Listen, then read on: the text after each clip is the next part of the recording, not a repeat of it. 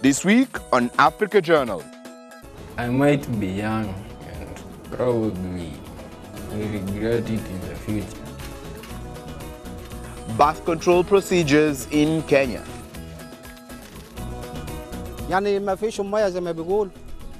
There is no water problem, as they say. They keep saying it uses up a lot of water, but every crop does. Battle for River Nile continues.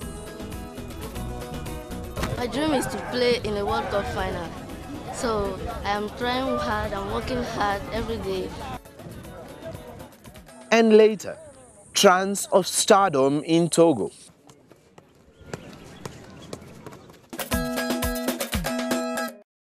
Hi and welcome to this week's episode of Africa Journal. I'm George Mutero.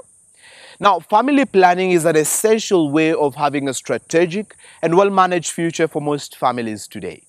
A number of techniques have been invented by medical experts which are birth control efficient. Vasectomy, for example, a procedure of cutting the tubes through which a man's sperm goes through, is considered as highly efficient. And the No-Scalpel Vasectomy International, a team of surgeons helping men go through this procedure globally, recently landed in Kenya, and this was the experience. In Kenya's capital, Nairobi, doctors offer vasectomy procedures. This is a surgical cutting and sealing parts of each vas deferens, typically a means of sterilization. It's pretty easy to do because a vasectomy involves dividing a tube which is just beneath the skin. The tube is about the size of a piece of spaghetti. So you can numb up the skin over it, and you can numb up the vas with either a needle so fine that it's smaller than the diabetics use to inject themselves with insulin, or a spray applicator. I prefer the spray applicator, which is what we're using here. And then that numbs up an area on the skin about the size of a 5-shilling piece, and we go in and make a tiny little opening in that numb spot to access the tubes, to divide them, cauterize the ends so that they won't grow back together again. The 1-hour process takes 2 days to heal. Dr. Douglas Stein is among a team of an NGO known as No-Scalpel Vasectomy International. Launched and started in 2012, their mission is to travel around the world offering free vasectomy procedures to male adults. So far, they have traveled to the United States of America, the Philippines, Indonesia, Australia, India, Rwanda, and Kenya. In 2016, the No-Scalpel Vasectomy International offered 74 surgical procedures to male participants. In Nairobi's Family Health Options Clinic, 23-year-old Jack, not his real name, underwent the procedure this year. He is not yet married nor have a child.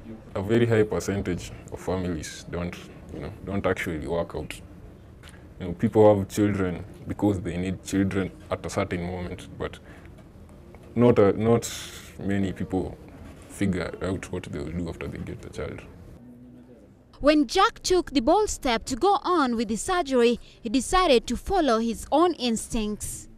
I didn't consult anyone, because if I consulted anyone, they would have tried to talk me out of it, which is something I really needed. Something I believe I want. Parents will not tell you to go get a vasectomy because they need grandchildren. It's a pyramid scheme. Your parents need you to get children so that they can help them, or they can get to show off their grandchildren to other parents. The topic of vasectomy carries cultural mistrust in most African nations. The western part of Kenya, for instance, believe that the process could be a castration of manhood. But experts categorize it as part of family planning. There's nothing to do with the testes. They don't remove the testes, which is castration. Castration, they do it for animals. So these kind of situations are different. The vasectomy procedure doesn't have anything to do with the castration. So it's just the contact I said, which is the vas deferens, that's it, just blocked, that's it. and there's no consequences, no problem. So it's totally different. The World Health Organization states that family planning allows people to attain their desired number of children and determine the spacing of pregnancies. It is achieved through use of contraceptive methods. The main purpose of vasectomy is to free a man from the concern for causing another pregnancy after he's had as many children as he desires. Pregnancy occurs because part of a man's semen includes sperm. That goes in and impregnates women.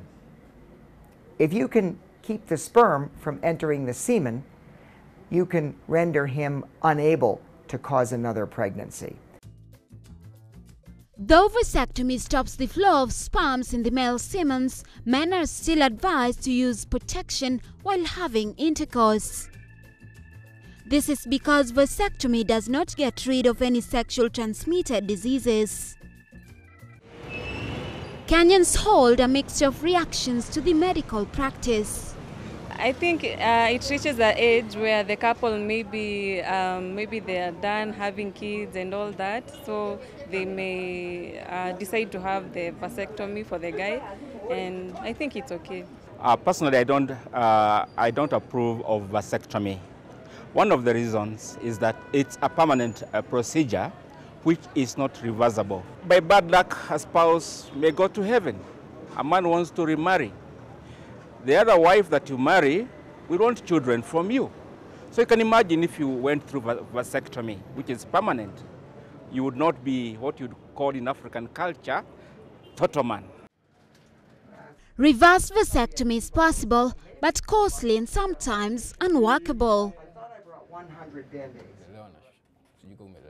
But even with that in mind, some clients like Jack still hold on to their choice of going through with the procedure.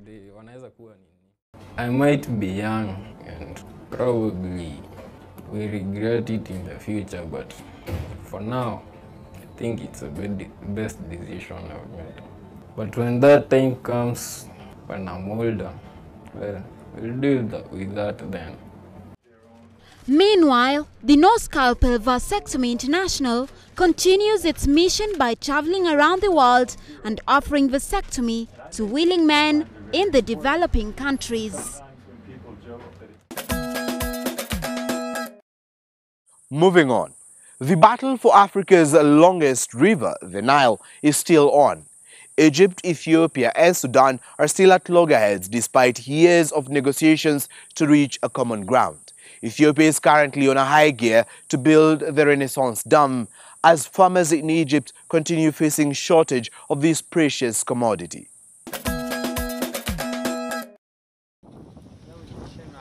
For 7 years now, farmers in the Nile Delta village of Kaf Ziada in Egypt have been banned from growing rice. The restrictions against growing water-consuming crops like rice is aimed at conserving the waters of the Nile. Africa's longest river is this country's main source of water. Every year it becomes more strict. It is strictly forbidden to plant rice. Forbidden means forbidden. Egypt has grown rice since the 7th century, and this new decree is threatening the quality of its fertile farmlands as well as the nation's food prices. Farming communities in the Kaf village are already up in arms against the directive. Our village is large. It has 4,200 acres and a population of 700 to 800,000 people. It is a large village, 4,200 acres, and it is ready for rice planting. How can it be stopped from rice planting all those years? And if we plant, reports will be filed against us and we will be in jail. The country heavily relies on irrigation for its food production. However, the government claims that the waters of the Nile is reducing, thus calling for urgent measures to conserve the precious resource. Egypt suffers an annual deficit of more than 566 million cubic meters of water. This call to conserve has been characterized by police raiding farmers' homes and jailing them until they pay fines. I am not a criminal, and I did not break the laws. I am not a corrupt man, I am only a farmer. Why will the police detain me at 3 a.m. and be locked up with thieves and criminals? Why? I don't know. Only because I planted rice. 2 or 3 police cars used to come at night and arrest between 30 to 40 people.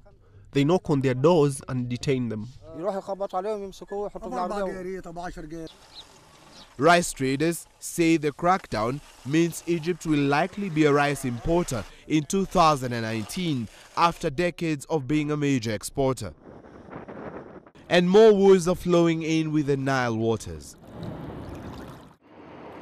Ethiopia's $4 billion Grand Renaissance Dam is meant to be set up along the river this year. Sources at Egypt's irrigation ministry have estimated the loss of 1 billion cubic meters of water after the dam's completion will affect 1 million people and lead to the loss of 200,000 acres of farmland. Agriculture consumes more than 80% of Egypt's water resources. On the other hand, Ethiopia aims to use the dam to become Africa's biggest power generator and exporter, linking tens of millions to electricity for the first time. Safeguarding Egypt's share of the Nile, on which the country relies for industry and drinking water as well as farming, is now top of President Abdel Fattah al-Sisi's agenda as he begins a second term. Egypt has long considered the Nile its own, even though the river and its tributaries flow through 10 countries. Egypt's third president, Anwar Sadat, who served from 1970 to 1981, famously once said that he was prepared to go to war over the Nile if its flow was ever threatened. The new dam cuts through the Blue Nile tributary just before it descends into southeastern Sudan. It offers Addis Ababa immense political leverage over its downstream neighbors.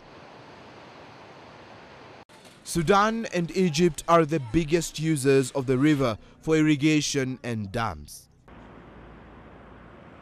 The two countries have not been able to agree on a comprehensive water sharing agreement despite years of negotiations. But farmers in Egypt still hold that the current water limitations do not add up. There is no water problem, as they say. They keep saying it uses up a lot of water, but every crop does. Trefoil consumes water, wheat consumes water, everything consumes water. Rice also uses water like any other crop. It is a quick crop. The United Nations Food and Agriculture Organization warns that Egypt requires an urgent and massive response to maintain food security in coming years.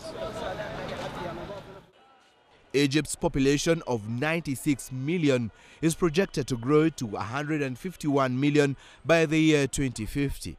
To sustain that population, water is and will be a key priority.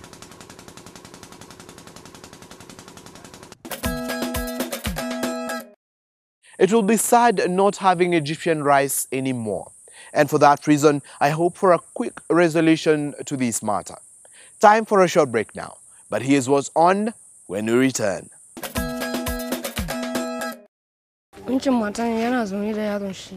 The picture of this woman and her child reminds me of how I used to sit with my grandmother. Pictorial documents in Nigeria.